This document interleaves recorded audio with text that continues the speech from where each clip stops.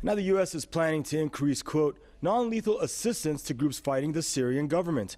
Now the State Department says it's working with Congress to provide over $70 million in new aid to anti-government groups in Syria.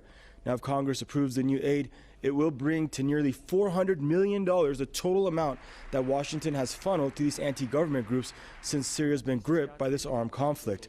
Now the war enters its 5th year on March 15th. UN says more than 200,000 Syrians have been killed, with millions more displaced.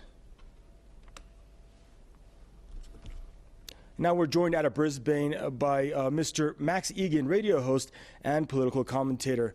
Now, Mr. Igan, sir, why does the U.S. continue to support these militants in Syria when it's been proven time and again that the constitution of most of these groups is a lot of extremists have infiltrated or in the most part were there from the very beginning, are constituted of these kinds of people? Well, that's a very good question. What we're seeing America fighting ISIL in Iraq and arming them in Syria. And they say that they're providing this aid to the Syrian rebels who are fighting the ISIS terrorists. But the ISIS terrorists are the Syrian rebels. I don't know why people can't see through this, but again and again we've seen America supporting and funneling money and weapons into this area, which is spilling right across the borders into everywhere else. They're doing weapons drops to them, they're channeling weapons to them in Syria. It's pretty obvious to see what's going on here. They're not fighting ISIS at all. They're arming ISIS and training them in Syria. They're going straight over the border into Iraq. So people need to wake up and smell the coffee. This whole thing's been Western run. I keep telling people this is a Western run operation. This is all supporting the Greater Israel Project. It's about destabilising the Middle East, and it's doing a hell of a job.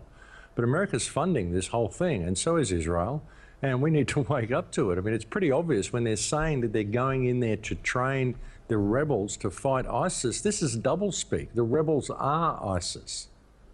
Right, and Mr. Egan, I mean, and a lot of critics say that none of these insurgents even have political experience or political competency to run a government. Your thoughts? Well, they're just going to leave another failed state the way they've done with Libya. That's what it's about. The Greater Israel Project calls for balkanising this entire area. They'll just go in there and wipe out the government that exists, and then they'll let sectarian factions take over certain regions. This will balkanise the whole area, and then it's easy to control. If you can turn it into chaos, the chaos is manageable if you turn it into the right type of chaos. If it's sectarian chaos, then it's manageable. It makes sections that are easy to pick off. And this is what it's all about. People need to see what this is. It's not about rescuing the people from the brutish government of Assad. It's about destabilising the region and leaving it as a failed state, the way they're doing with every other place they touch in the Middle East. Right, and do you have any aspirations or thoughts, or do you think at all that it's possible for the U.S. to eventually ultimately realize that supporting these insurgents isn't the way to go and to reestablish negotiations with Bashar Assad's government?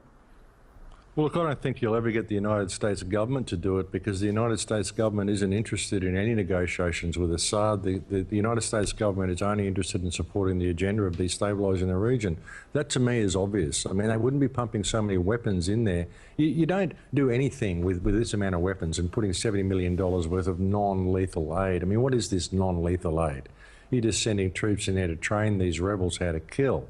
It's not acceptable. They're not going to get anywhere with this type of strategy. And I don't think they have any intention of creating peace in any of these regions. I think it's all about destabilising the region under the theatre of supporting rebels and the theatre of creating peace.